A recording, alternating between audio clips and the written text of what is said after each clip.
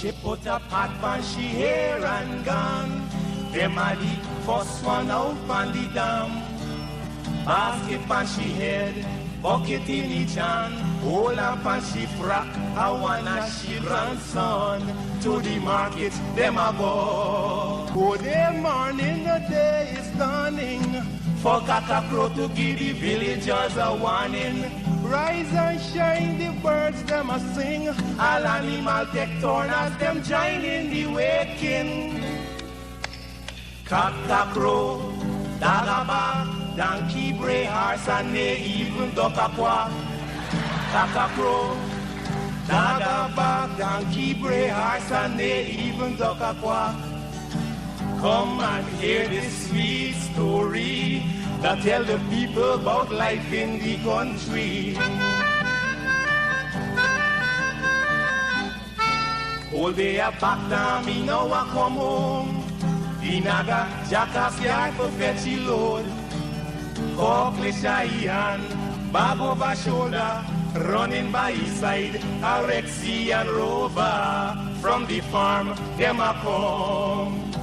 Sun a go down but up the river. Some washing clothes, some folks are bathing at the water. Fisherman, they catch them a bring. From a canoe boat, man, them start offloading. Aymara, Kwakwari, Hail Baka Kuma Kuma, even Lokonani. Aymara, Kwakwari, Hail Baka Kuma Kuma, even Banga Mary. Listen to this sweet story that tell the people about life in the country. Them children glad when the weekend come. Out in the yard, them all gather round. Some a play catcher, some making house from straw. Two who come later, a grandma or grandpa. All a sit down just a wait. Moonlight so bright, it's just the right time to listen story or to say a little nursery rhyme. Grandpa voice a echo in the night as he tell some picnic a there with fright. Oh Ligan, Mungeza, Massa Kurma Burra Nancy, even Watamuma. Oh Ligan, Mungeza, Massa Kurma Burra Nancy, even Watamuma. Yeah, man, that's the true story that tell the people about life in the country, life in the country.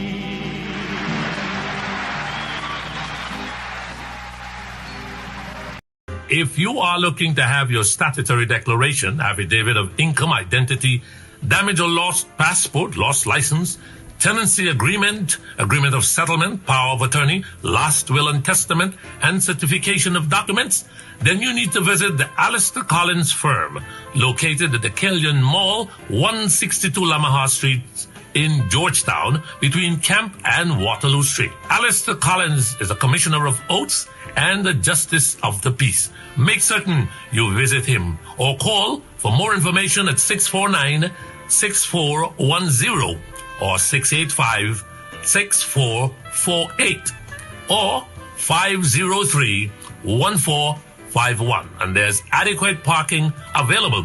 Go down to the Alistair Collins firm and have all of your legal issues settled and brought to the fore. Alistair Collins firm. Contact them at Alistair Collins firm.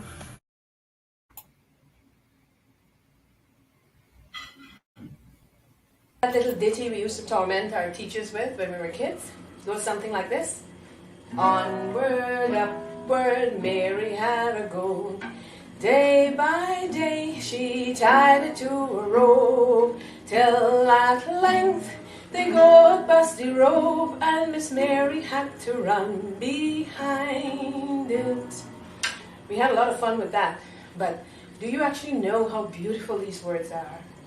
Here's the Song of Guyana's Children by W. Hawley Bryant.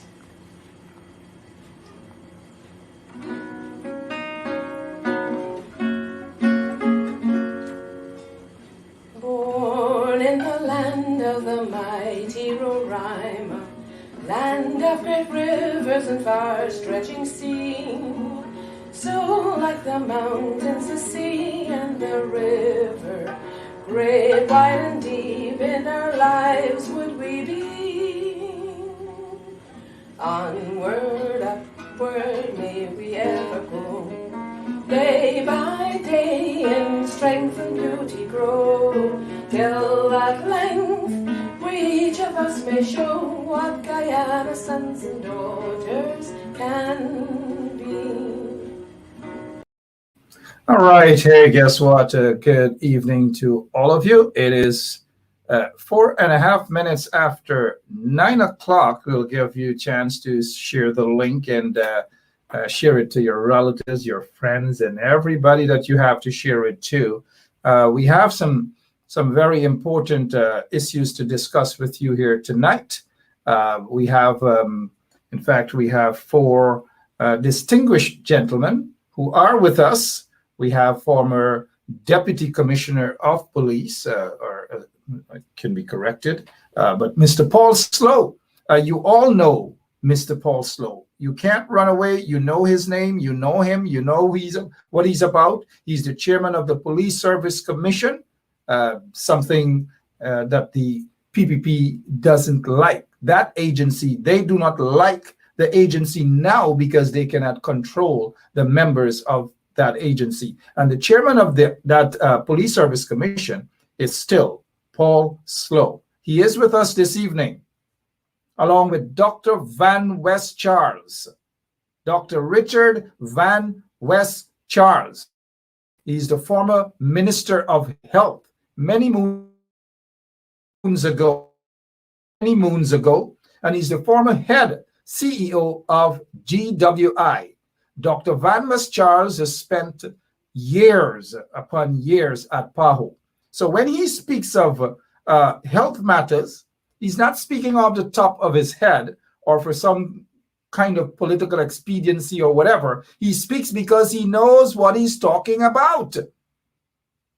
Simple as that. He knows what he's talking about. And, it pains me that when the coalition, when the APNUFC or the PNC or whatever, when they're having press conferences and they're talking about coronavirus, the COVID-19 pandemic, I don't know why they don't have this man next to them. I just don't know. But then again, maybe I do know. It's okay. Look, before we get to our guest, electoral democracy. People often write about, and we have that columnist who loved to write about it, to give the impression as if the elections were rigged. And those of us who refuse to accept what the PPP wants to push down, because we refuse to accept that, folks like Freddie Kissoon get upset.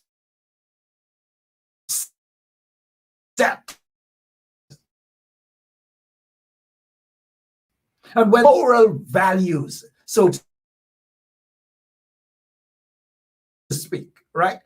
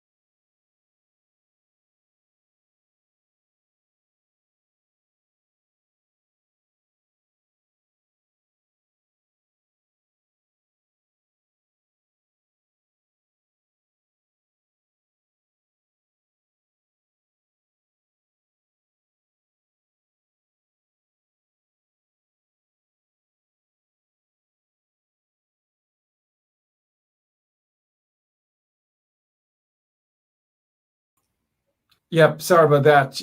I don't know what happens, but that's the internet that we have in our studio, right? Please do forgive me, but it's the internet in our studio. As I was saying about the electoral fraud and so forth, let me ask you before we get to our guest, why do you think, why do you think that the PPP is so afraid of the elections petition? I repeat, why do you think the PPP is afraid of the elections petition? Why do you suppose they're afraid of the elections petition? The PPP is afraid of the elections petition because they know what is inside of those SOPs. They know exactly what is inside of those SOPs. So they have done every single thing. I repeat, they have done every single thing to stymie the process because they are afraid, but yet they have their surrogates who write and write and talk and talk and publish their part of the story. But they're not going to talk about these 47 ballot boxes. They're not going to talk about why the PPP is so afraid of the SOPs. Look at this. 4,864 absent voters. That is a heck of a lot. 4,864 absent voters. Look at this. 150 stuffed ballot boxes. 150 stuffed ballot boxes. 47 ballot boxes without statutory or documents. Look at this here. 1,278 missing oaths of identity. Missing oaths of identity. So help me God.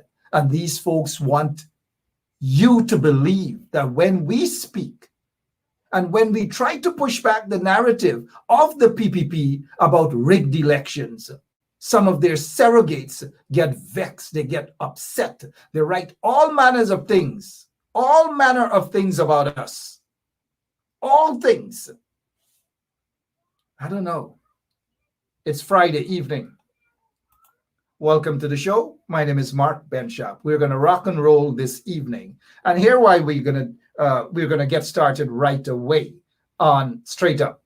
Those folks who are on the ground, listening to us via your radio, it's always a pleasure to be in your homes. It's always a pleasure to be in your car, in your minibus, wherever you are. And it's always a pleasure to have someone like me around you, right? Good. Sorry. Just trying to be a little full of myself. It's Friday evening. Good evening to all of you. All the beautiful people across Guyana. Good evening to you. Let's get ready to rock and roll. First, we have Ganesh Mahipal with us. Ganesh, with the pandemic, the COVID-19 pandemic, extrajudicial killings, and so forth and so on, seem to have started all over again under this installed regime. But let's begin with the pandemic. Every day, 4, 5, 6, 7, 8, 9 persons are dying as a result of this pandemic. And the regime seem to they're not getting the message at all. Your take on that, sir. And good night to you. Good night, Mark. Good night to all your viewers also. I believe that everybody is aware by now that the People's Progressive Party has no interest in protecting the lives of our people, and their greater focus is on economic empowerment for themselves and basically putting monies in their own pockets. There are a number of schools that are currently closed after reopening for just a short while, all because people are tested positive for COVID-19. A number of schools in Region 3 had to close their doors and send the children back home. And I did raise this concern before the reopening of schools. I asked the installed Minister of Education if there are any consideration for children, pupils, and students to go to school in casual wear as opposed to uniform, because children are growing, and with the heavy cost of living and with the hardship that is being faced by many, if not all, why would you want parents to invest in school uniform when there is no certainty of keeping the schools open? And if this is a trial period, why not accept the children in casual wear until a decision can be made as to whether the schools will remain open or will have to be closed? Many parents, Mark, many parents have complained about them investing heavily in the purchase of uniform materials, sewing of uniform, other expensive gears for the preparation of school. And in less than a week or two, they had to close the school because of positive cases, and there is no assurance as to whether there will be a reopening again of the schools. But their monies were already utilized, and they would have considered it as wasteful spending because it cannot be utilized at this present moment for the purpose intended. And that is a concern that I raised earlier with installed Manik Chan, but she seems not to want to care, because as far as she is concerned, the vouchers must go out, the stores that are aligned to the PPP must get the monies, they must sell the uniform materials and so on. Persons who are aligned to the PPP must get money in their pockets, because that is what seems to be more important to this installed regime as opposed to protecting the lives of our people. But there is an also need for me to make a critical point. A number of persons who are fully vaccinated and a number of persons who received their first dose of the vaccine are tested positive for the COVID 19, and they have been down with symptoms. And the issue really is, why is the government focusing heavily on vaccination when the vaccination does not prevent you from getting COVID 19? Now, let me be pellucid. I am not against the vaccine. I do believe that everybody should take their vaccines. I do believe that the science has proven that with the vaccines, you reduce the chances of dying from COVID 19. But the choice must be there.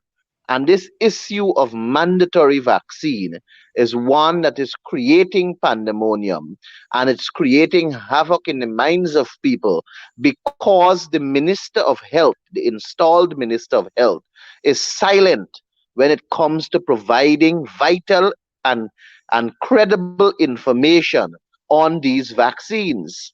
People are asking burning questions. They would like to know, how is it that these vaccines were transported from its place of manufacture to the place where it is right now? And the third man that is involved in this transportation, the famous sheik who apparently made millions of dollars on the vaccine, did he transport these vaccines within the right temperature, as was mentioned earlier, because there's certain temperature that these vaccines got to be transported under? We will like to know whether the efficacy of the vaccine is still there, because the question remains that there is no information in the public space concerning these vaccines. We will like to know if it is the authentic vaccine. We will like to know if it is the legitimate vaccine that is in Guyana. These are questions that Frank Anthony must answer. We recently see that WHO did not give approval for the Sputnik V vaccine, but they were on record saying that WHO will give approval for the Sputnik V vaccine. And look how it has come back to bite them. This administration is wayward, callous, and misdirected. They seem not to know what is their objective, so they just operate loosely. And in their operation, they are putting people's lives at risk, and it's creating havoc in our country. I want to also say, with reference to the vaccination, that persons must be allowed to make that choice, because there are many people with underlying conditions, and they have to judge whether the vaccine that they want to put into their system is one that they can live with, knowing the consequences can flow from it. So I do not want to be a part of no team that supports mandatory vaccine. I do not want to be a part of no team that supports mandatory vaccine, because I do not wish to play no role with reference to if anything bad should happen. I believe that the administration, installed albeit, should focus greatly on the preventative measures. Provide the schools and public spaces and public buildings with sanitization material or sanitizers. Provide them with regular sanitizing them regularly.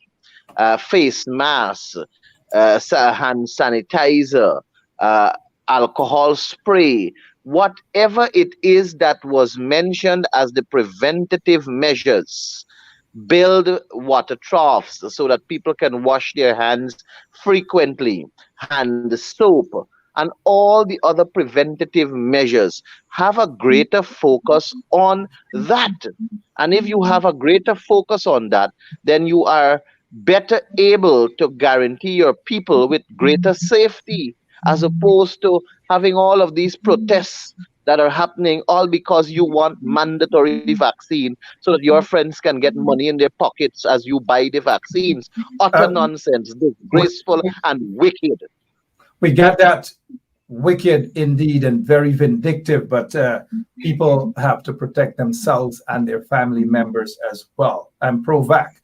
We have, and I get your point, Honorable Member MP Ganesh Mahipal. We have Dr. Van West Charles will be on shortly to speak on that. But quickly before we go, because we have your colleague all the way in region number 2, that's Essequibo, Sherwin Holder, the Honorable MP, to give us an update on what's happening. What's your take quickly on this recent extrajudicial killing of Mr. Oren Bosco? Mark, first of all, what I want to say is that the facts are that the SWAT team broke into the home under the claim that they were doing a raid, and that has caused Mr. Gordon to lose his life. And the family is traumatized. 2 children and close family of the deceased, and relatives, friends, and an entire neighborhood or community, and by extension, the country. Now, I have no expertise in the field of security, but common sense would teach anyone that if a team such as the SWAT team, the Special Weapons and Tactical Unit, would go on an operation, one would expect that there is some degree of intelligence and that they are operating on intelligence that is credible. So even if you want to associate the gentleman with, let's assume, cocaine or guns or anything that is illegal, one would assume that your intelligence is so credible that you would come out of the operation with something to show or to link. But the police, the SWAT team, came out of that operation after doing what they did with nothing else but a dead human being, a dead 29-year-old with 2 children, 2 adolescents, and a wife that are all traumatized. Did they find anything illegal? Were there anything that they can point to in terms of this operation that they went with? Did they find anything to associate it with the gentleman and with the family? This is a shameful move. And then you have the top cop trying to find out who gave the orders. Those information are things that I don't know, Mark. I don't know. I can't fathom the what actually took place there. I really What, can't. And then what, you have what a story with them saying that the man was under the bed and that he was fighting to get the gun and that caused him to be shot. And then you have the evidence that is showing differently where the blood stain is on the mattress of the bed. The wife is pointing to it there. you The know, you know, police have you know, Mr. serious, and let me Yeah, tell you something. Let me make this point before you come in. sure. This incident requires an international inquiry, an international commission of inquiry. That family and this country needs closure on this matter. And the same zeal and zest and focus that the PPP had on other inquiries to bring closure to families, this family equally deserves closure. And they should be given a fair trial, and the police should not investigate themselves. An independent international commission of inquiry should be set up forthwith to deal with this matter, and let us get to the bottom of it. Thank you. Well said, Honorable Member of Parliament Ganesh Mahipal. Thank you so much. We'll close off with Mr. Ganesh Mahipal. On that, have a great weekend, sir. And thank you for your contributions this evening. Thank you, Mark, and good night to you and all your viewers. Thank you so much, Mr. Ganesh Mahipal. We go all the way over to region number 2. Ganesh was in or is in region number 3. We go to region number 2 now. Honorable MP Sherwin Holder. Good evening, sir. Good evening, Mark. Good evening to your viewers also. Yeah, I know. And one of the reasons, let me say to our listeners that the bandwidth and the internet service sucks in Essequibo. Hence, we are not seeing you. So it's okay. Now, what's the situation? What's the latest there with the protest and the people being so angry with this police execution of Mr. Boston? Mark, I'm currently in Dartmouth community as we speak at this minute. The mood here is one of sorrow and one of anger at the same time. Now, at this current moment, there is what I would say a temporary shift in focus at this very minute. There is a religious function, a prayer service session within the community, of which a large number of the residents are in attendance. And so there isn't much protesting at this very minute. There is still debris on the northern end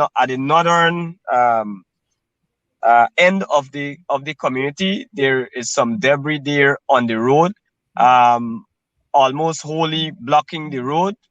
At the southern end, which we saw the fire and the all the commotion, that is currently clear, and there is a unit, a police unit, a police presence at that end just outside of the community. Also, the fire service, a fire truck is there in the distance. Okay, let me allow you to field your questions. No, that is okay. So we understand, and thank you so much for the description. I know you're busy there on the ground. Let me take this time to commend you for what you have been doing over the past couple of days.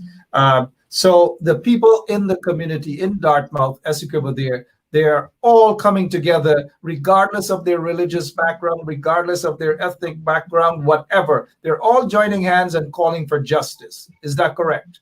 Yes, exactly, Mark. Persons who are not familiar with the community might get a negative perception from certain things that are out there. But the reality on the ground is that there are a number of churches and other religious institutions within this community. Is a very big community. Over 1,000 persons reside here. And as I said, youth section of the community is currently in a worship prayer session currently as we speak. So these people are not hooligans, and as some might think they are.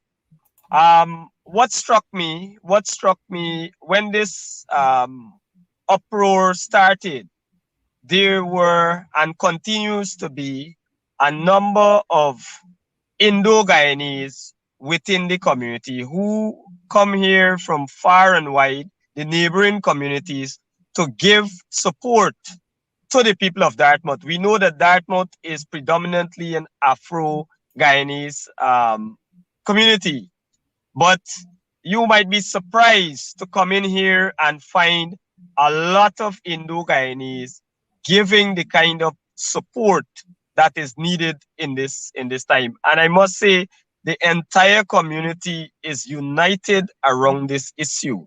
They are fed up with the police. They are fed up with the system. They are fed up with discrimination. They are fed up with the injustices that are meted out.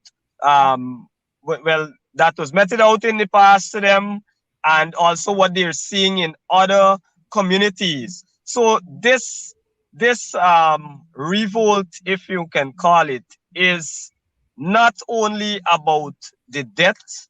It surrounds the death of Mr. Orrin Boston that has sparked this revolt, but there are deep-seated issues. There are burning issues in the minds of these people, and so they are venting.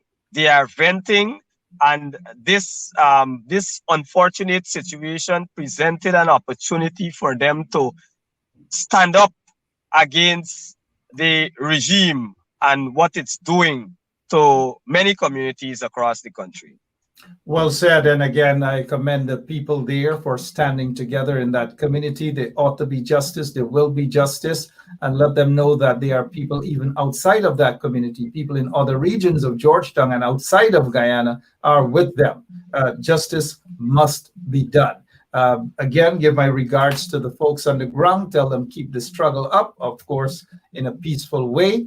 I could understand what their sentiments are towards the police. I was made to understand that the commander, Miss Griffith, for that division, that region, has visited the family.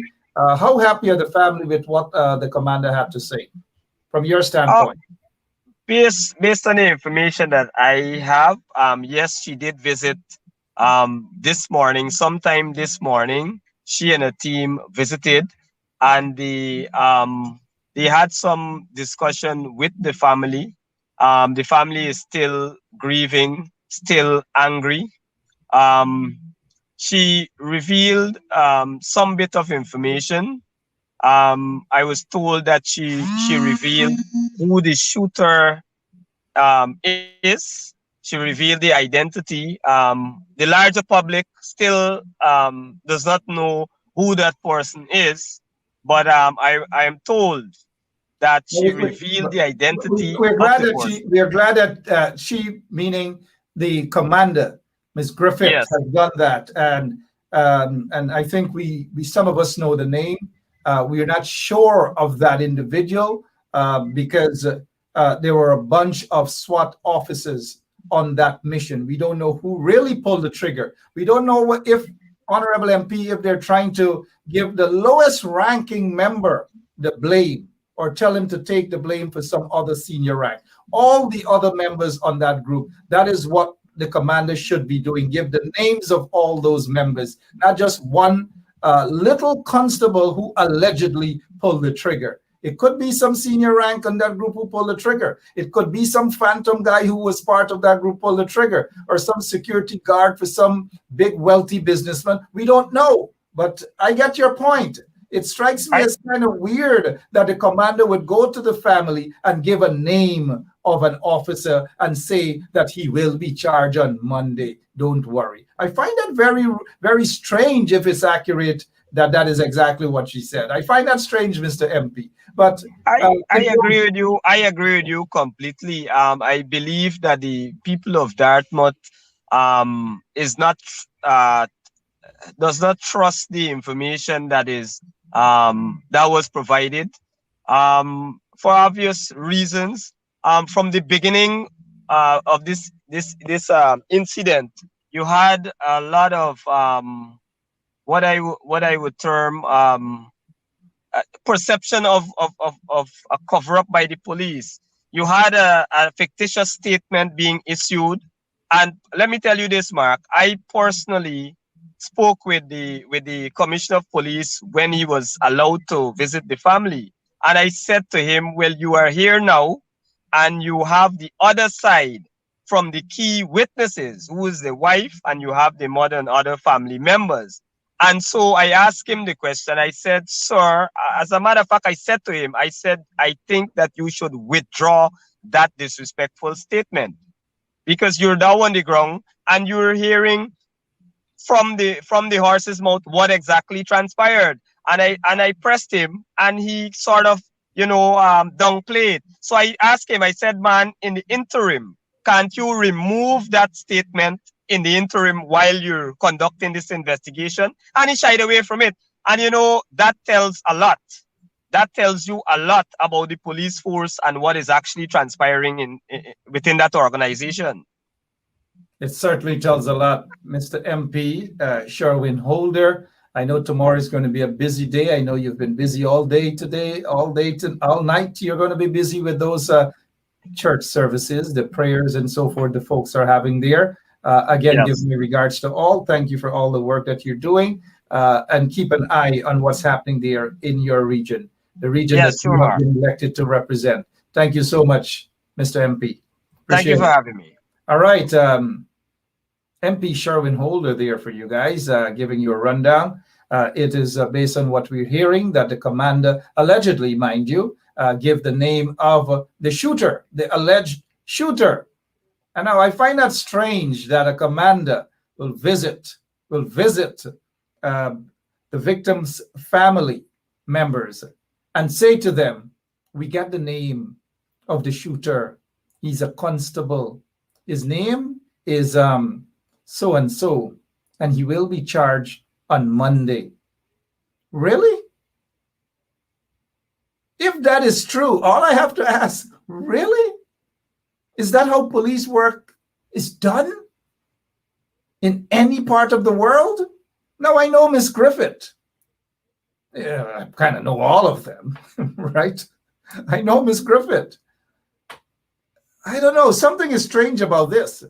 And if it is true that she gave the name of the alleged shooter, and that person happens to be a little constable, I find it strange that that's going to happen, or that's happening. I also find it strange that he's going to be charged on Monday. I find that very, very strange, with no statement from the police department as yet. Absolutely nothing. I don't know. We're smarter than that. But we're going to get more into that matter when we have Mr. Paul Slow to discuss that with us and more. We want to ask Mr. Paul Slow about the SWAT team and all these different things. He was there. He knows about the SWAT team. He knows about the Black Clothes Police. He knows about those things. We will ask him that. But before we get to Mr. Paul Slow, we have Dr. Richard Van West Charles. We want to spend a couple minutes to talk about this vaccine, because people are dying left, right, and center because of the COVID-19. The hospital is crowded, overcrowded. Let's go to Dr. Van West Charles. Dr. Van West Charles, thank you so much for being patient with us this evening, man. Good to see you. Good evening. Good evening, Mark, and good evening to your viewers. The discussion you've been having is a very important one, though, with respect to the security of the country. And this is a pattern that we're seeing with the police. And I think this issue, none of the issues so far with the Henry boys and other incidents that we've seen, none of these issues can be taken lightly. And really, we've come to a point where Commissioner Hoppy has to answer. He needs, either he answers or steps down. I agree with Parliamentarian Mahipal that they cannot investigate themselves.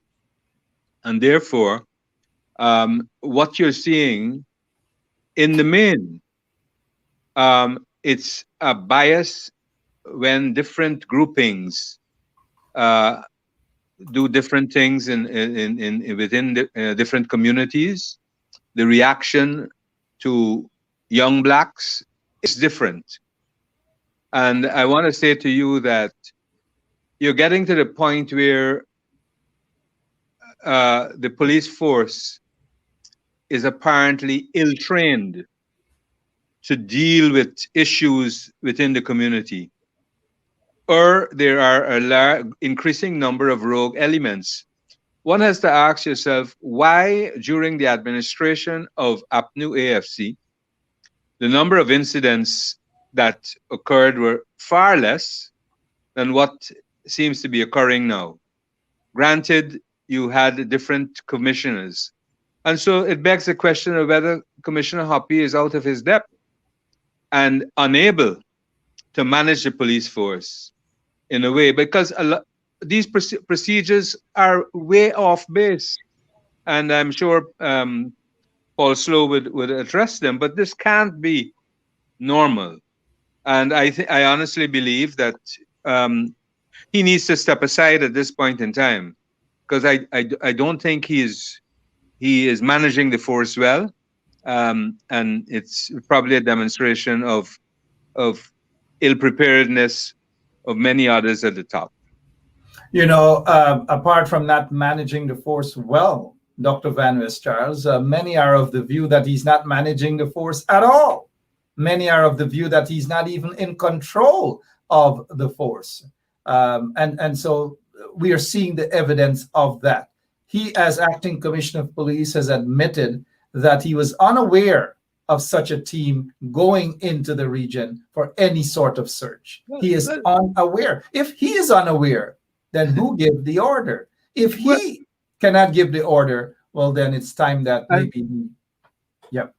I think it's an important call to be made right now for these folks to have body cams, so that the citizen can have some evidence. But there's so much corruption around you that you never know what is going to happen. They're going to put Scotch tape on the front. They're going to tamper with the body cam. They're going to do all sorts of things. So those are some concerns. But any right-thinking person can really see that the force is not managed properly. And I think in many cases, we need to move away and ensure that professional police officers, and I'm not saying, because you have people who have come up and held different ranks, but they are not professionally trained people. And I think we need to revisit the situation and ensure that we have well-trained people. You know, when the government did not embrace the proposal from the British with respect to reform in the police force, that was a serious mistake. And we need probably to look at this very carefully, but more so it is now a requirement for citizens to be alert in terms of how they're being treated by many of these young policemen. All right, Dr. Richard Van West Charles giving his take on the killing, the murder, the brutal murder of Mr. Boston, Orrin Boston. The police force, they're currently in shambles. Mr. Hoppy, as good as he is as a cop, a lot of people have been talking some good things about him. But when he became the acting top cop, Hoppy has become sloppy. Dr. Charles, the vaccine, COVID-19, it's on the rise in Guyana. What is your take on what's going on? Because it's out of control, and the installed regime and even Dr. Frank Anthony, they seem far off. They don't know what is happening. Your take? Well, Mark, we in the last discourse we had on this matter, we highlighted the mismanagement of the program. And it's all over the place, whereby you're not having the transparency that is required. You know, today they visited Brazil, Bonfim. They went over to Bonfim, Bovista, because of what is happening on the border. And you have now, in the Aishalton area, the school had to be closed because 6 kids came down in regions in grades 1, 3, 1, 2, 3, and 6, and they had to close the school down. Now, this is the level of children who are being infected. Then, as I understand it, some of the kids never came to school with masks because the parents haven't got the capacity, the money, the availability of masks within that community. So it clearly tells you that these folks are not really looking at the program properly. I agree. I have said this issue before about the preparedness of the schools. I am saying it again. The schools, in terms of water and sanitation, is a far cry from what should be with respect to the preventative measures of COVID. And why are they trying to force a situation when you know that it is required, that you need the water, you need the soap, you need other sanitizers to be available, you need people to be cleaning the classrooms on a day during the day? So what have they put in place? It's both the Ministry of Health and the Ministry of Education. And that is why the teachers are reacting in the way that they're reacting. And the aspect of trust is where the point is. People are not trusting because the way they are providing information is not in a obviously transparent manner. You know, 1 second, Dr. Van. Oh, there you go. You were talking close up. Yeah, we were just seeing your mouthpiece, but people, I'm seeing the comments. People are agreeing with you 100%. Recently, Dr. Van West Charles, Dr. Frank Anthony said something about a delay of 80,000 second dose of the Sputnik V. I hope I get that correct. A delay of 80,000. What is your take on that? Again, it's if you're not managing the program, and how can you have a delay and at the same time introduce these mandatory measures? You got to be crazy. You cannot be knowing fully well that you have a delay, and you are now forcing people. Ensure that the offices, if you are concentrating on the public sector, because it doesn't seem as if they want to deal with the private sector. So concentrate on the private sector, rearrange the offices, have the social distancing, ensure that the sanitizers are in place, ensure that the masks are worn during office hours. When people come, ensure that they are checked. But remember, people have got concerns. Some people are fearful of needles. I was speaking to a woman just the day before yesterday, and I asked her, I said, did you get your vaccination? She said, man, I had a terrible reaction once with a needle, and I am fear. I said, well, I will come with you. I will talk with you and work this through. But you have to be aware of the concerns, and you have to provide people with information. And their physicians must be the ones, or their close friends who are nurses, etc., to work with them so that they can understand what is happening. But you can't just be a bully in the way that you're carrying on, and at the same time you can't satisfy the requirements. It doesn't make sense. You have to do it. I think everyone now is just beginning to have a reaction to the situation and making the achievement of herd immunity further in a distance because the government is refusing to listen, is refusing to change its position. Now, today on the border in Letem, they said, okay, there's nobody going across because variants are circulating in Brazil and variants are over here. But at the same time, well, the Brazilians are saying, well, nothing will cross. The border is closed and we will see what will happen economically. Some time ago, we spoke about a border program. We should have had a program between on both sides working together to look at the movement in the border. It was jointly managed, should be jointly managed between Guyana and Brazil. We should have had that arrangement. During the 80s, we had that arrangement with Venezuela with respect to malaria. We have the arrangement with respect to foot and mouth. And therefore, this should have been a border program, jointly managed, where they're sharing data, they're sharing the information, so that there are better controls in terms of what is happening on both sides of the border. But that is why we're saying, let us all sit at the table. And I think former Minister of Health, Walter Lawrence, today at the press conference said, look, this is not a political matter. Don't let us not make the PNC, the opposition, we are very clear that this is not a political matter. Let us sit. This is a national security issue. And if the government can just listen, be transparent, and let us move this program forward, we can do it. But if they maintain their stance, you're going to have serious problems in this country with respect to COVID.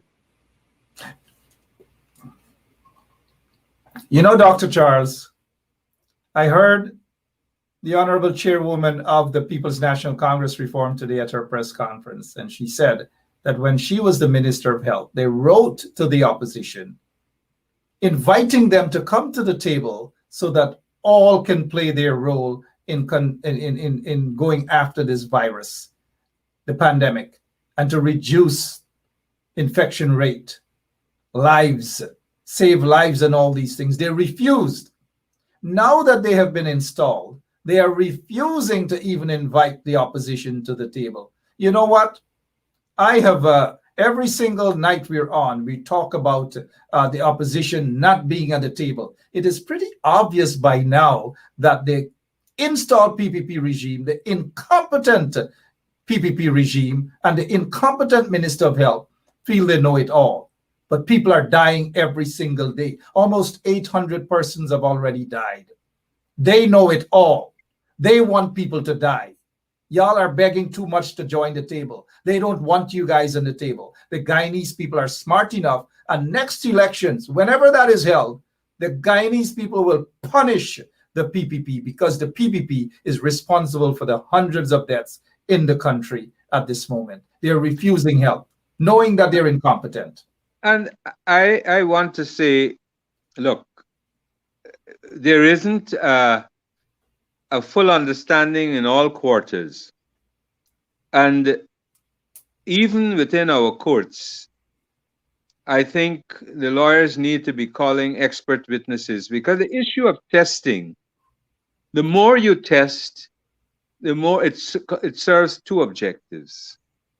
It gives the individual the information with respect to their own health status. That's one.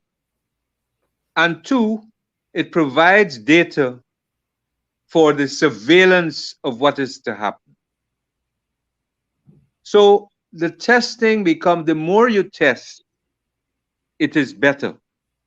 So all of the schools, I heard, well, now that they've shut down Aishalton, you have to test all the entire school population. And as I mentioned on your program, testing, if you're opening schools, testing on a weekly basis is what is recommended. And it will help you to know if any of the children, any of the teachers, or any of the workers in the school are infected and therefore you need to take action with respect to the entire population and the community from which they come. So let us sit down and discuss. And you know, I would hope that the ABC countries that are donating vaccines would try to at least use whatever influence they have in terms of bringing some sense to this situation. Because they ought to know, in the realm of a democracy, and if you're talking about we want a democracy, all actors need to be at the table in terms of a matter like this. It is not one side and you hope to achieve the results. There is no way you will. And people have a serious distrust, which is contributing to the hesitancy. And they ought to understand where that distrust is. They should know by now where that distrust is.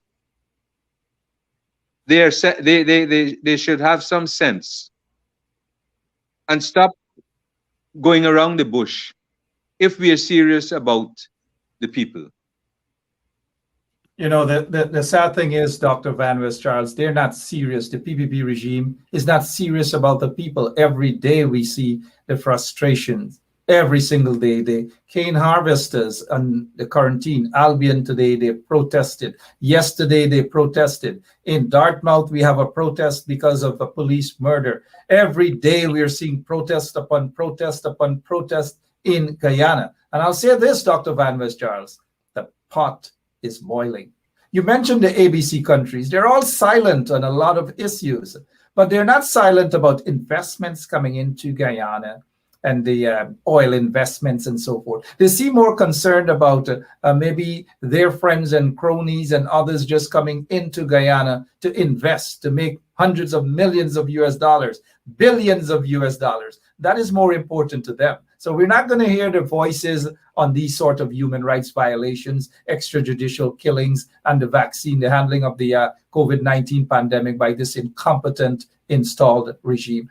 Dr. Van West Charles, I know we're looking at the time. We have Mr. Paul Slow. I'm told he has just arrived in the studio. In fact, he's been in the studio for a while, but we're now seeing him in studio. Quickly before we go, there was an announcement today by the Honorable Chairwoman of the party, the PNCR, that Congress will be held by the end of 2021. I see you're smiling. Let us hear from you now. Are you officially putting yourself up as a candidate to be nominated? Well, as I said to you, I stand ready. For you to be a candidate, you have to receive the nominations. And that is a process by itself, which means the power really in terms of the nominations and the voting, etc., rests with the membership. So we have to get to the next stage of having the Congress committee established, which more or less should be next week. And then everything will flow from there. But once there are nominations, I stand ready. I have the capacity to lead, and therefore I await the process. But we're working to ensure that everything is going to be transparent and that there is going to be the accountability that is required for a Congress at this time. I saw that. Taking into consideration all of the requirements of the pandemic. We all saw that big smile on your face when I said that Congress will be held, according to what we heard, will be held by the end of 2020, and you smile. 21, that is. 2021, my apologies. You smile because you know that you are prepared to be nominated and contest a very tight race. That's what it's going to be. Anything quickly before we go that you want our listeners to hear, sir? No, I think Guyana is going to be in a difficult position. And anyone who's listening who may have influence with respect to the government and the leaders in the government, that we need to recognize that this issue is going to be a critical issue. And the other matter which is emerging as a major problem is that of race. And these two matters can seriously destroy us as a people, as a society. And so we need, let me say to you, if COVID continues the way you're going, GCOM will have a serious task. We are calling for a new list, but really GCOM would have a serious task of preparing a very new list of voters, because quite a few people would have died. And the way that they're approaching things, that you're going to have the same mess all over again in terms of the management of the elections. So I want to request some of the influencers in the PPP administration to let us have good sense prevail and ensure that we can put things back on track in a way that this country can prosper. And we can have difference, but we must not have difference that leads us to murder, to hate, and destruction.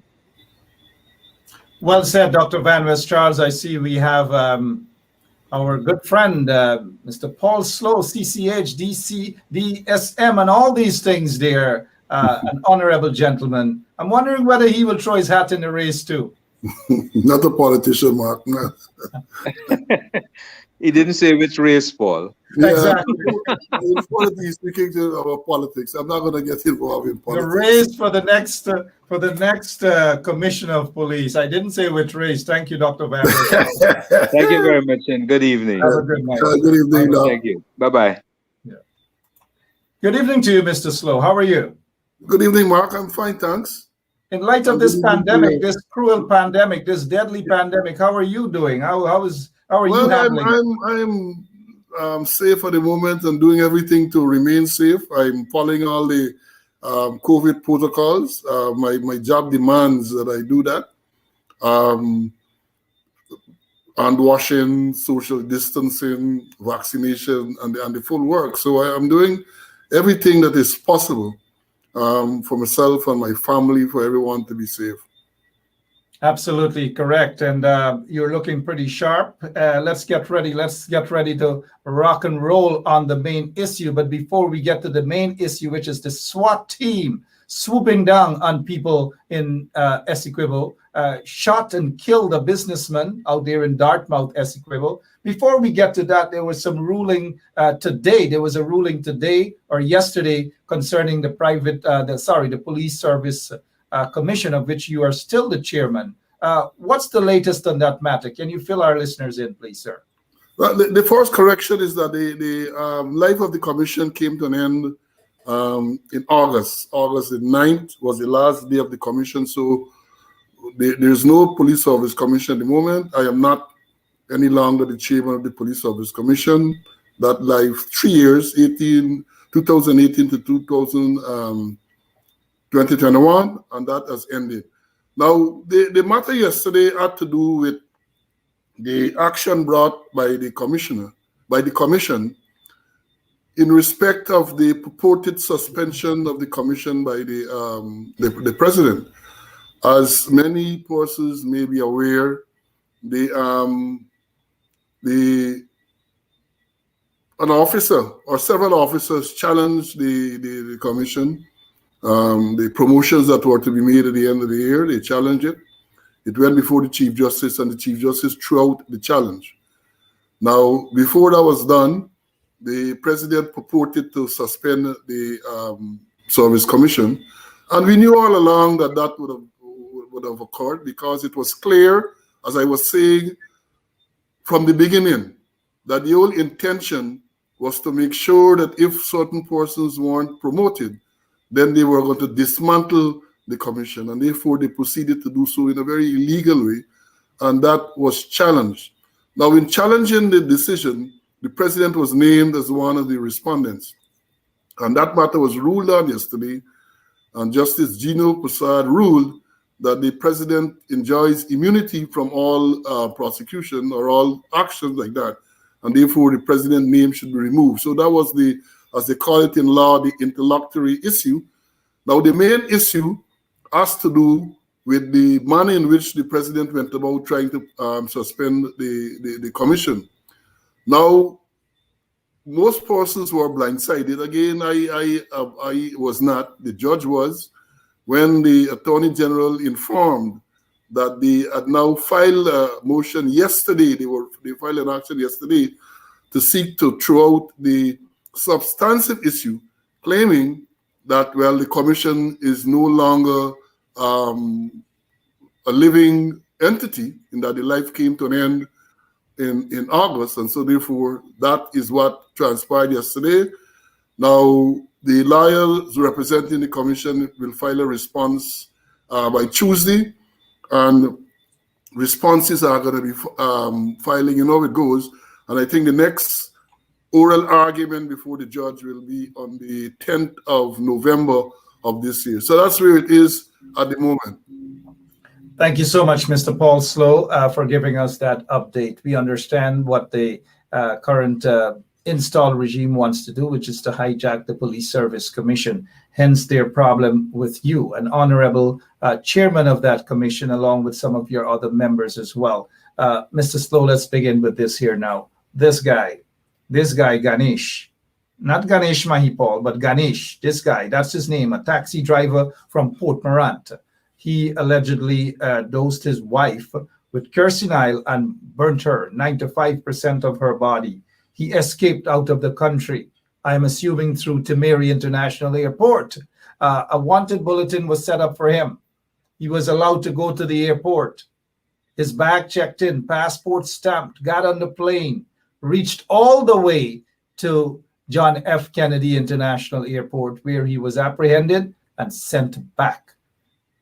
Your take on this guy wanted, but yet turned up at the airport and left the country.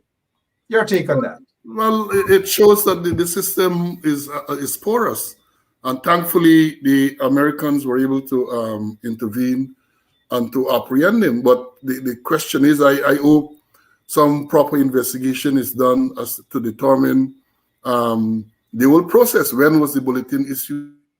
Were the immigration authorities advised that this gentleman bulletin has been issued for him? And if so, how is it that he was able to leave the country and end up in the United States of America? So question needs to be asked and answers have to be given. Lots of questions indeed, lots and lots, but we're not hearing anything about that other than they're praising the fact that he has been apprehended, or he was apprehended there at JFK Airport and sent back to Guyana. He has been charged. He has been charged, and let's see what happens there. Let's get to this SWAT team. This SWAT team came into existence, I think, sometime when then acting Commissioner of Police, Leroy Brummel, he was there. We heard about this formation of the SWAT team. Can you walk us through, since you were a very senior officer back then, can you walk us through about the formation of the SWAT team and break every single thing down for our listening audience, please? Well, Mark, let me just give a background into SWAT teams. I mean, SWAT team started in the United States in the mid-1960s. And if you were to do research, you will find that there was an incident in Texas where a lone gunman, having killed his mother and his wife, went to the tower, the Texas University in Texas, the one of the universities, fully armed, rifle. He was well prepared, water, sandwiches, and he sniped and killed many, many people. And the police were, because he had the advantage of high ground, they were unable to apprehend him in a timely fashion. So then law enforcement agencies saw the need to establish some unit, specially trained, specially selected, specially equipped to deal with incidents of that nature. Then that the idea caught on with the Los Angeles Police Department, and they are credited as the first persons, the first department to put together SWAT teams to deal with what they had then, this frequency of bank robberies, because men were holding up banks, and the ordinary police with their 6-shooter revolvers were outgunned and were not able to adequately deal with these bank robbers. So the idea of putting together special police units to deal with these incidents came about. And as a matter of fact, it is known now as SWAT, Special Weapons and Tactics, but initially it was Special Weapons Attack Teams, and they felt that that was not a proper description for a police unit, so it became Special Weapons and Tactics. And those units are formed for specific purposes, not for the ordinary run-of-the-mill policing. The research will tell you that they deal with terrorist situations, hostage situations, warrants, searches involving drug cartels, drug lords. Those high-risk situations were the ones that SWAT teams dealt with. Now, in Guyana, I was in the force when the idea of the SWAT team came about, and I could tell you, I was always opposed to the SWAT team from a tactical point of view, because the government and business community were behind, they were pushing for the SWAT team. And my contention was that given the purpose of a SWAT team, as I outlined earlier, there was never any issue really or any incident in Guyana where the police units, the TSU, and those people weren't able to resolve properly. And I argued that what we needed was information, where these criminals were, and they had the resources to deal with them. But when I left in 2010, sometime shortly thereafter, the SWAT team was formed, and the forces were selected and trained, and it continued to operate. And I always question whether it is a useful use of the limited resources you have, because I don't see that many incidents in Guyana that requires the involvement of a professional SWAT team. So that is the background to the SWAT team. And then I discovered much later, 2019 or thereabout, that even though the SWAT team was formed some years ago, I don't think up to now there's any real standard operational procedure, any standing order as to how this team should operate. There's no structure to say, well, it should be headed by a particular rank, and that is a recipe for chaos and disaster. Unfortunately, we had one recently on the Essequibo coast. And just to give you an example, I recall a few years ago, I think as deputy superintendent was in charge. I understand now that is some junior assistant superintendent is in charge of the team. But you have to have, when you have a SWAT team in any force, not only in Guyana, you have to have clear guidelines as to the operation of the SWAT team. Who is the person with the authority to call out the SWAT team? One would not expect any commander or any junior officer to say, well, look, there's a situation called SWAT. You have to have a protocol as to how this should be called out. So when I listen and I heard that senior people are saying, well, they did not know that the SWAT team had gone to the Essequibo because something is definitely wrong. How can the SWAT team leave? Because they are based in Georgetown, I understand. How can they leave their base and travel all the way to Essequibo without the knowledge of senior people in the force? Something is wrong. And then you have to have, for a SWAT team, you have to have clear rules of engagement. As you must remember that the SWAT team is a unit within the Guyana Police Force, so they come under all the rules and regulation and disciplinary processes of the Guyana Police Force. So that when they operate, they should operate under those rules and guidelines. They're not an entity unto themselves. They are not. So things like the rules of engagement, when you are allowed to shoot, all of those things they should they are governed by. They are governed by those things, even though they are specially equipped. They have they should have body armor. special weapons, as the name suggests, special tactics, and all of that, so that when you get into, and I say again, not any run-of-the-mill wanted man who perhaps assault somebody and is there, unless he is violent, he's barricaded, and perhaps he's armed, and the local police are ill-equipped or unable to deal with the situation. That is when you activate your SWAT team. And when they go there, is careful planning and careful execution of the operation. It's not a wild arrangement. You just run wild, kick it down door, and run. It should not be operating like that. It should not be operating like that. Sadly, the gentleman there lost his life, and I understand that an investigation will follow. But there are some very disturbing indications as to what transpired and all of that. Very, very disturbing indeed. Before we get to that, those disturbing information, Mr. Paul Slow, can you walk us through the difference, explain the difference between in my description, the notorious Black Clothes Police that was responsible for so many extrajudicial killings in Guyana. What's the difference between the Black Clothes then and this so-called SWAT team now?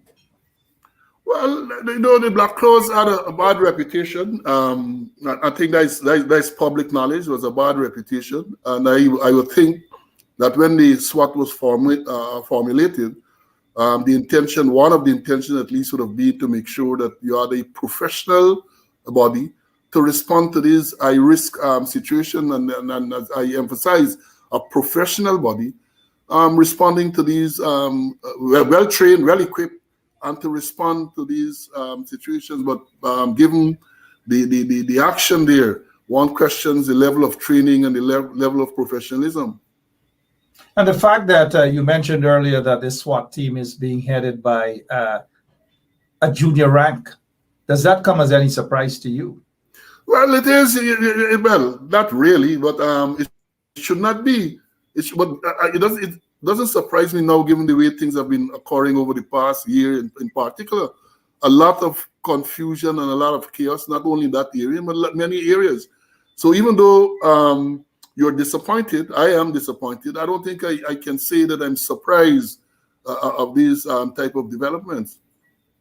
Certainly not surprised at all. If you're now joining us, we have Mr. Paul Slow with us, no stranger to you guys, a policeman who has given close to 40 years of service, hope I'm correct there, to the Guyanese people in terms of protecting and serving the entire Guyanese population. Let me say this right now, happening there in Essequibo, Dartmouth, Essequibo. This is the bridge. It's happening right now. Residents are frustrated, and rightly so. If you look at that bridge now, it is this bridge here during the day. And this is what's happening now. This is what is happening now, even as the pastors and the pandits and the mages and so forth are probably out there in Dartmouth praying. There are residents who are saying they're not going to give up. They're not going to surrender until there is justice. Before we get to what's happening in the Essequibo there, this incident happened about 2 or 3 years ago, where the head of the SWAT team then, Mr. Moti Doki, was caught allegedly transporting black label whiskey for a businessman on the quarantine. He was caught there on the quarantine, and the allegations were leveled against him. He was kicked out of the force. Now that the installed regime is back, they have reinstated him. Your take on this whole incident as it pertains to allegations leveled against a senior member, the head of the SWAT team at that time? Well, I'm not aware that he's reinstated. I am not aware that he's reinstated. And I mean, you're being careful by saying allegedly, but this is a man who had his fair hearing. He was tried departmentally and he was convicted and he was dismissed. So it's no longer, you can't say it was an allegation as such, because he had due process. And again, it goes to show that even further back than now, something is wrong. This is a case, as you pointed out, this was the man who was in charge of the SWAT based in Georgetown and found himself on the quarantine coast with items suspected to be stolen, to be unlawfully, to be entered into the country unlawfully. And so therefore, again, I say something is wrong. How can that happen? How can a man in charge of such? Well, first of all, one will have to question the selection of the person to be in charge, because if you have someone who appears to be this irresponsible, then something is wrong in that process. Something is wrong in the process. Something is definitely wrong. You have been listening. You have been hearing the stories. Let us go quickly to what the wife of Mr. Orrin Boston, who was murdered by members of the police, this SWAT team, this so-called SWAT team. Let us listen, Mr. Paul Stowe, for about a minute what his wife has to say before I get your opinion. These people come in, they always kick down the door and they just fire shot just on the left side. And he was sleeping here. If you could see, this is the blood spot. And I was sleeping there on the right side. He was on his left.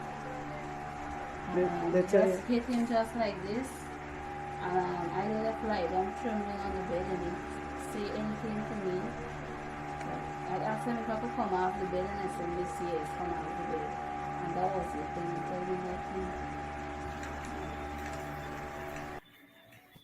Your decades as a policeman, as a police officer for decades. Your explanation, sir, your opinion on what the wife of Mr. Orrin Boston saying there. Well, let me say, Mark, let me start off by saying that I understand that the investigation and I expect that the investigation will be done. And therefore, I don't think it will be fair to make too many comments on that aspect of it while an investigation is ongoing. But speaking about the investigation, I want to draw the attention to you and to all those persons, the public, and even members in the force. You know, many times they don't listen to the message. They attack the messenger. So I guess they're going to attack me. But I know that there is perhaps justifiable skepticism in the investigation. I would like to inform that the law, and I refer specifically to the Police Complaints Authority Act, and I brushed it up recently. The Police Complaint Authority Act, Chapter 1702, mandates, Section 12 of that act mandates that an incident of this nature must, and that's the law, the investigation must be supervised by the Police Complaints Authority. I hearing about the Office of Professional Responsibility, OPR, and on your program tonight, I understand that people are saying about persons being charged and put before the court as early as Monday. Something is wrong. I want to know if the Police Complaints Authority has had any involvement in this investigation. The law is clear that when an allegation or report is made that the police would have involved in a shooting which resulted in the death of the Police Complaints Authority must be involved to supervise the investigations. And I know the authority now, Justice Ramlal, very good, not to be messed with. And I would like to take the viewers and the listeners back to just a few years ago. There was an incident on the Essequibo coast where a man died in the lockup of Saudi. And the authority supervised that investigation, uncovered a massive cover-up, and policemen were charged. I remember you recommended policemen be charged for murder. Policemen are charged. I think those matters are one or two. I can't remember how many matters currently before the court. So I'm saying to all of those people who are listening, please ensure that the law, the relevant laws are followed, especially the Police Complaints Authority Act, Chapter 1702, that mandates that the Police Complaints Authority or the authority, Mr. Ramlal, should have a say or should be able to supervise this investigation. He will say, he would look at it, look at the statements that are taken to see if they are properly taken, to make sure that all the relevant statements are taken, and no file can be sent for any legal advice unless the complaint, Mr. Ramlal signs off on it and gives his opinion as to the thoroughness of the investigation. So I don't know where this rush is coming from to say, well, you're going to charge, and I don't know what evidence they would have collected and all of that, but it is this indecent haste is little troubling to me.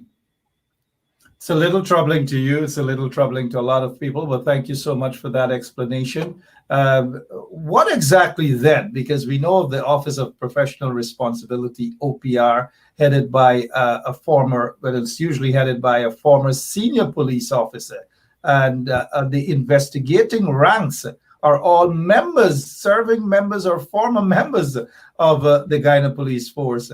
What exactly is the difference between the OPR and the the Police Complaints Authority, which is headed by former Justice William Ramlal? Now, the Office of Professional Responsibility, the OPR, is a unit of the Guyana Police Force, staffed by members of the Guyana Police Force. Whether they are retired and returned, they are members of the Guyana Police Force.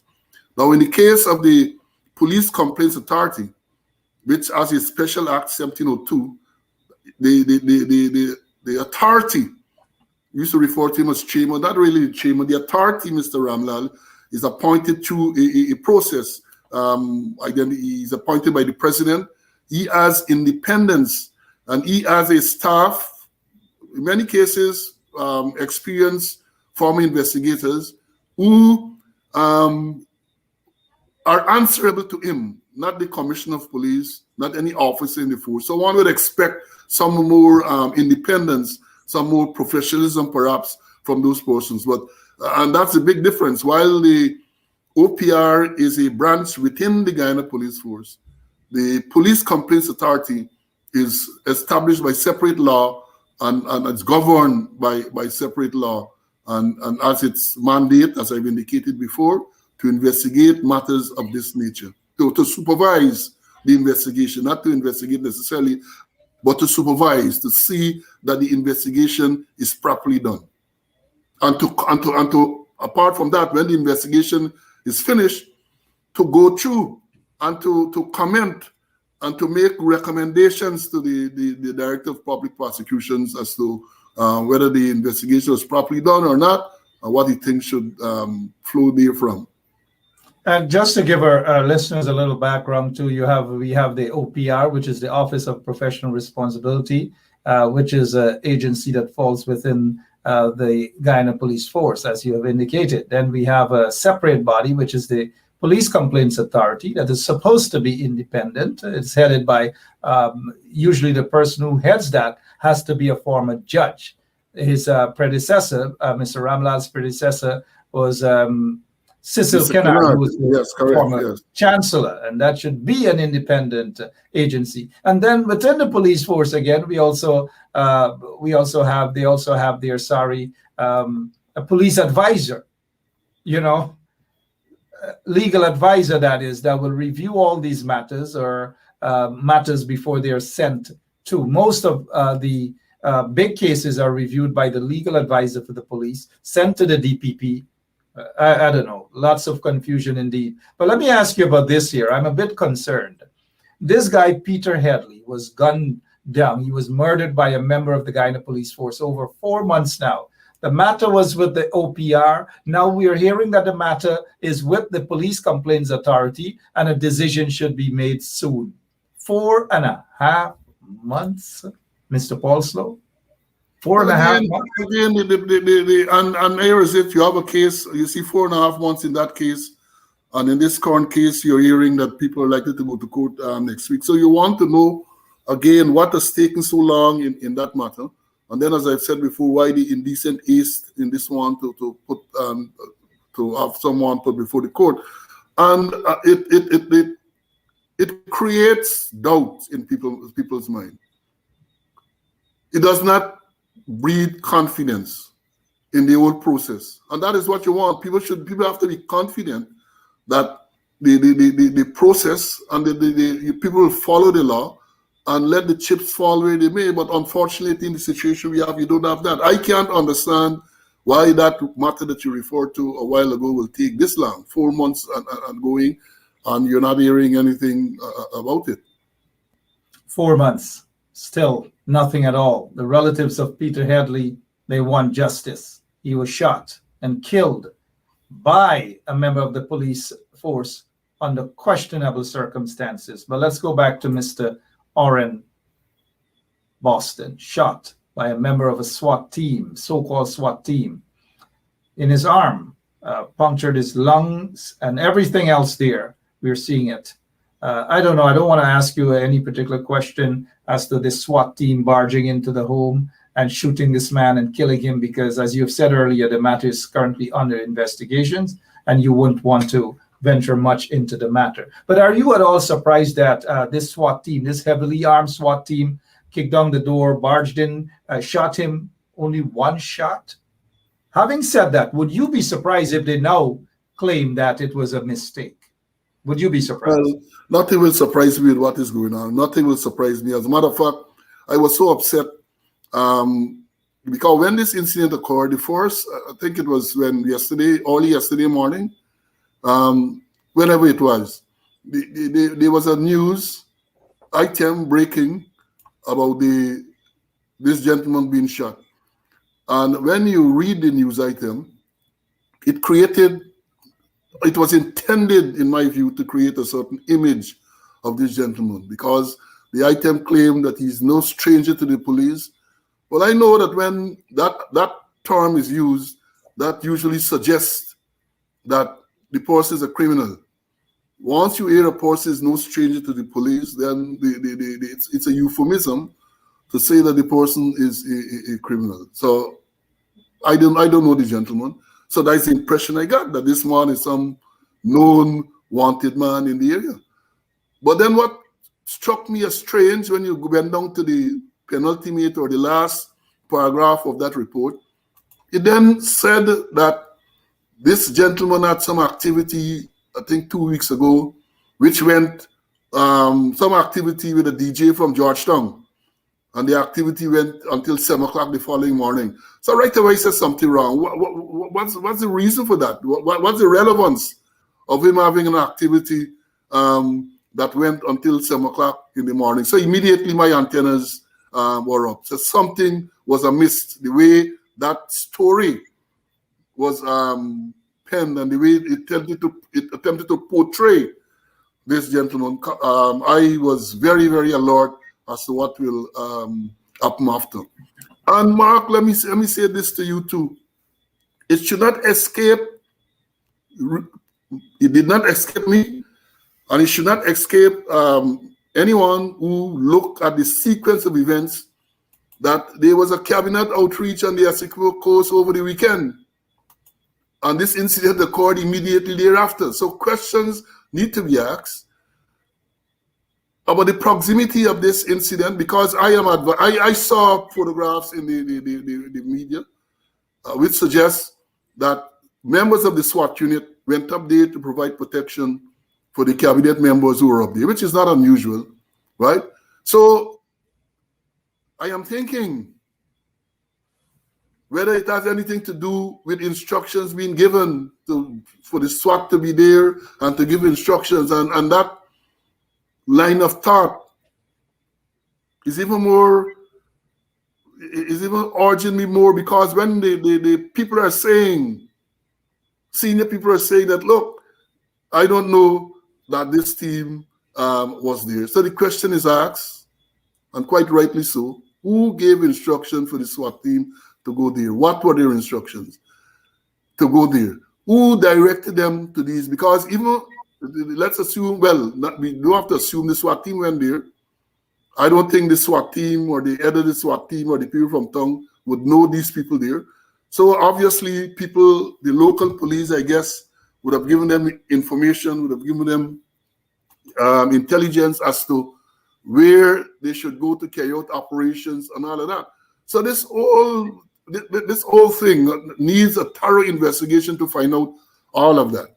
What were their instructions? What did they go there to do? Right? The question is asked about the legality of warrants and all of that, and that is a big issue too. That is a big issue. I mean, let's be fair. I am pro-police. I have no bones about that. Having served all these years, I'm pro-police. I'm always willing to give the police, people are going to be annoyed with me, the benefit of the doubt.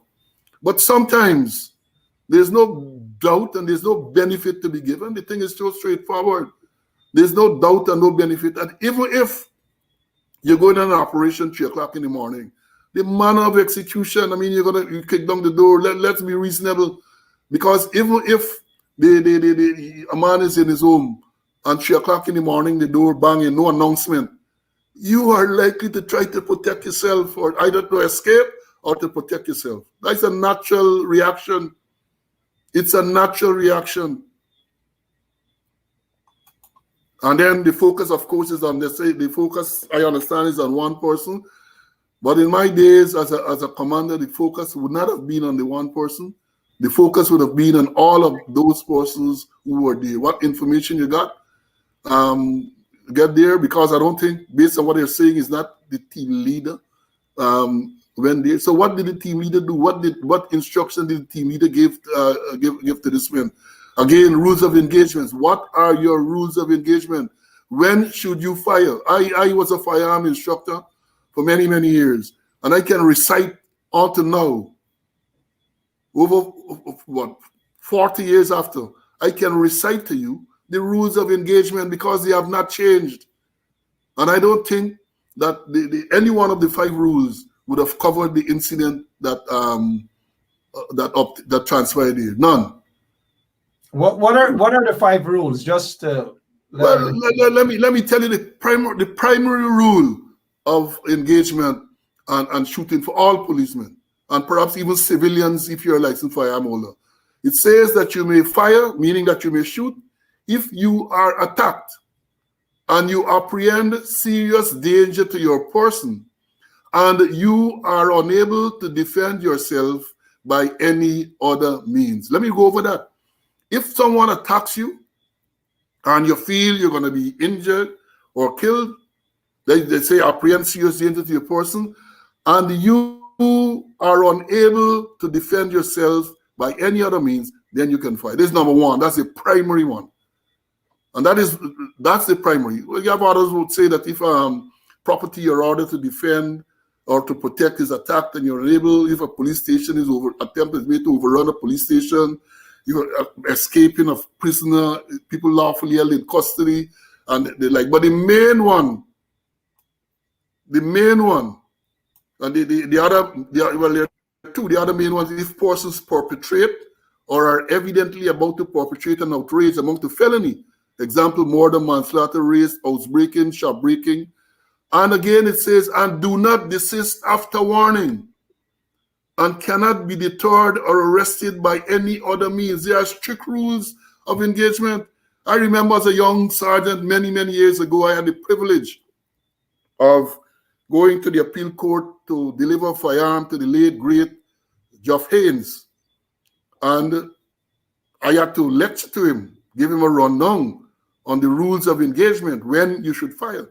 And having read those rules to him, he sat back and he said, Sarge, are these things taught the ranks of the force? I said, yes, sir, they are. And he said, well, look, let me tell you now, from now on, when they're shooting, when policemen shoot anyone, and those matters come before me, I will have a different outlook. Because he said the things were so comprehensive. Those rules were so comprehensive, right? That he can't understand that if those rules are followed, if people know those rules, why you come and with all these Nancy story when something happens.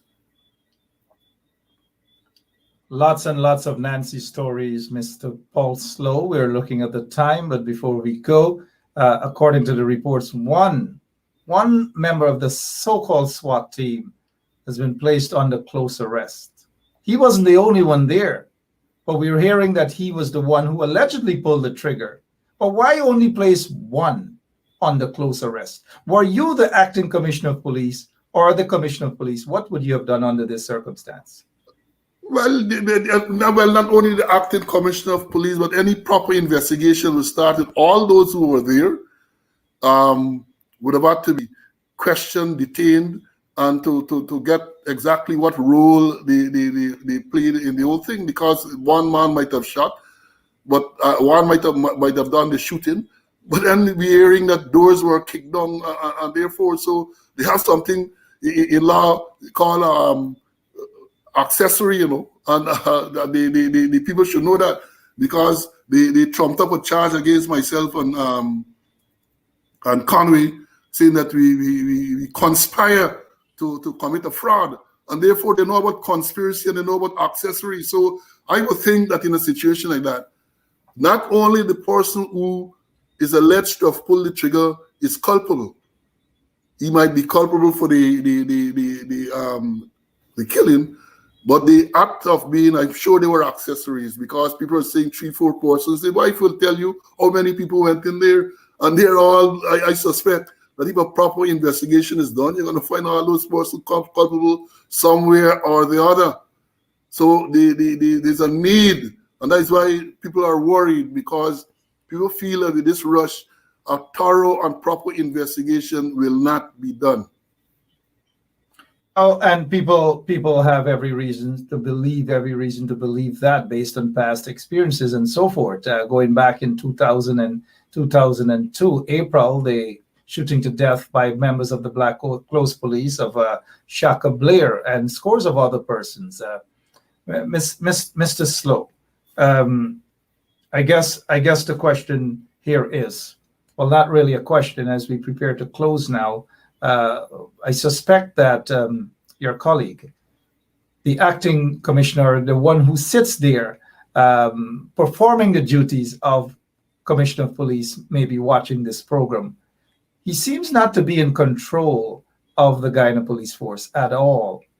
He seemed to be at sea.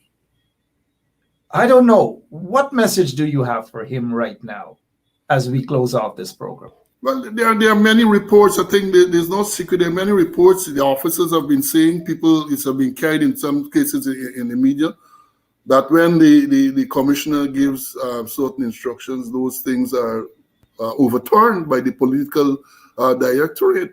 There are many cases over the past year. So the commissioner, or the person who's carrying out the function, Mr. Appy, finds himself in a very unfortunate and delicate situation. He has to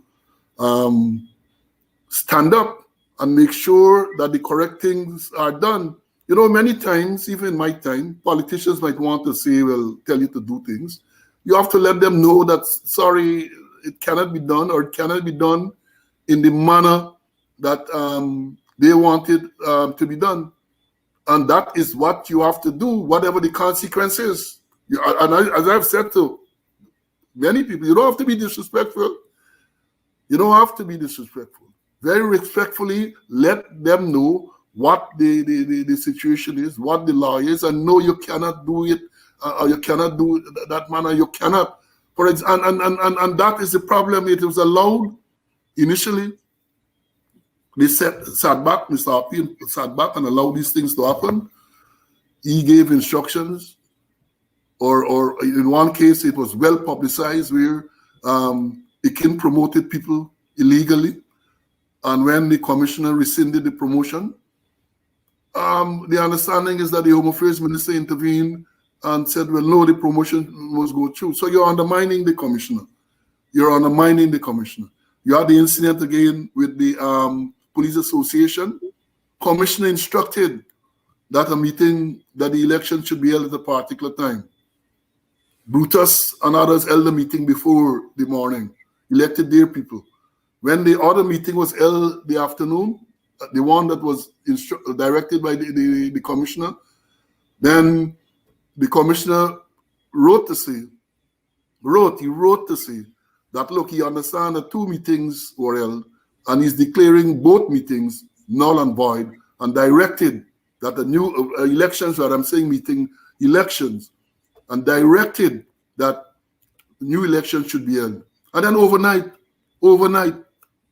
it was changed, and the first meeting is now recognized. So all of these things suggest a weakness on the part of my friend. I'm still have Nigel as a friend, my friend Nigel, and heavy interference from the political directorate, and conniving and undercutting by the people immediately. Those people that were referred to as being dangerously ambitious.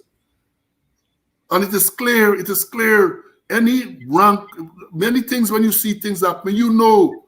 If Oppie says that he did not know that the SWAT team went to the executive course, I believe him. I believe that he did not know.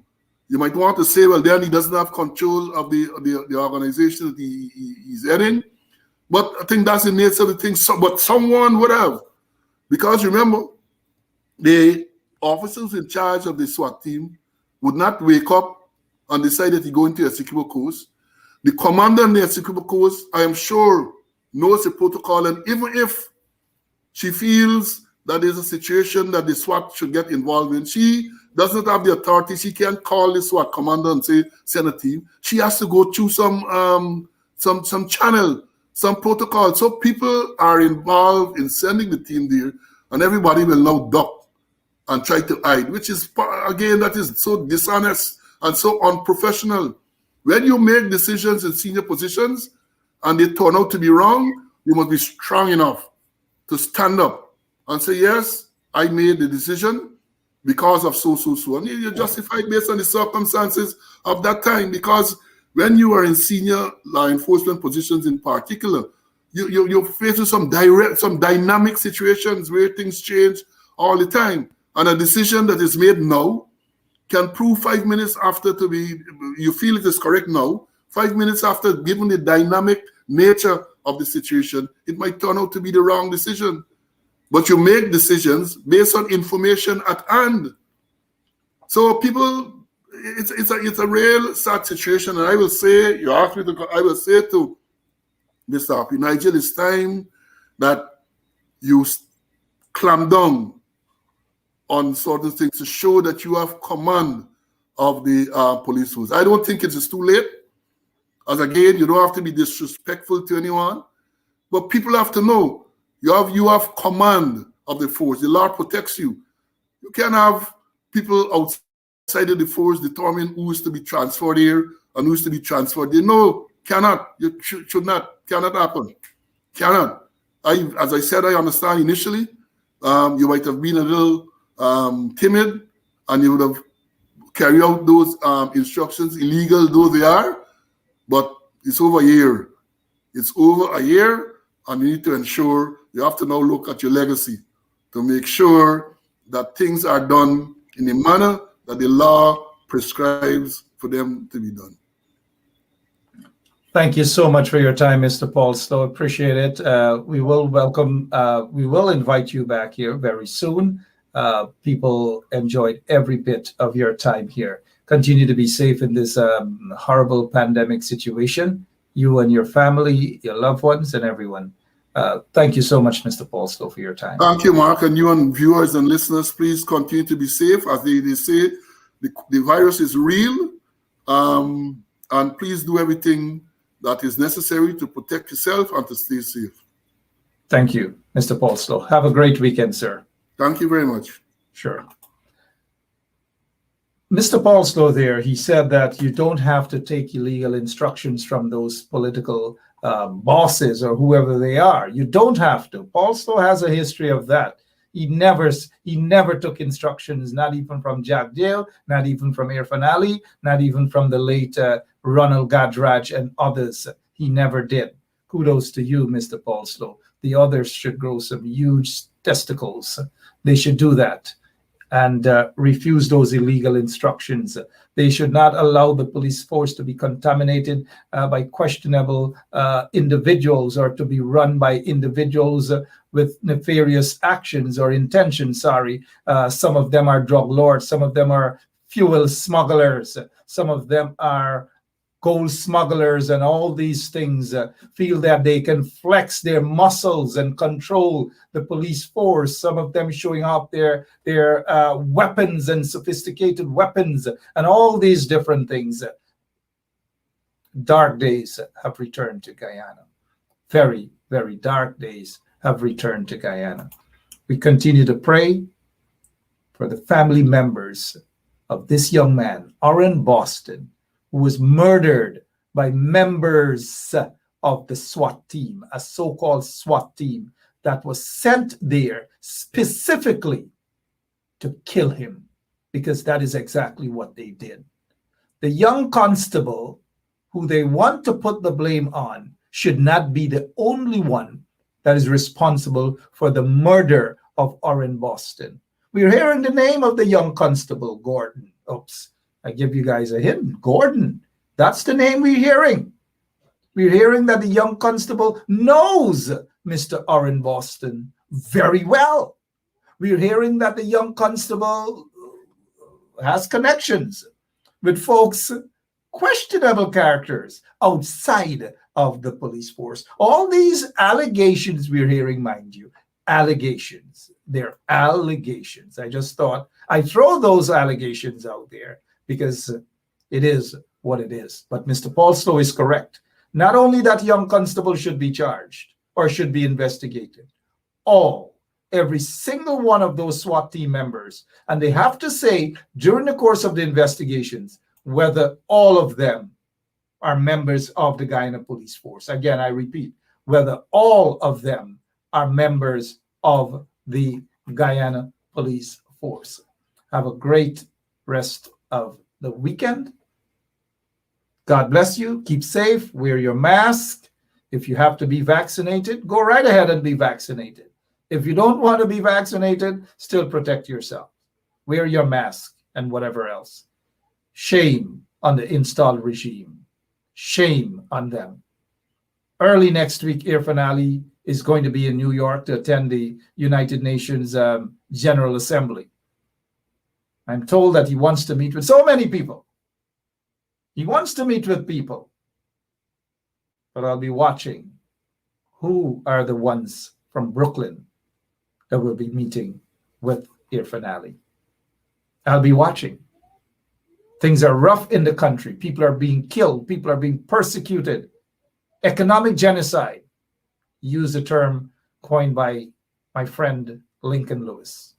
I've got to go. The operator Lemon is signaling me that time is up. Thanks to all our guests, Honorable MPs, Ganesh Mahipal and Sherwin Holder. Thank you so much to Dr. Richard Van Westjars as well, who put that big smile on his face when he heard that Congress for the PNCR will be held by the end of 2021. The race is going to heat up. The race is going to heat up.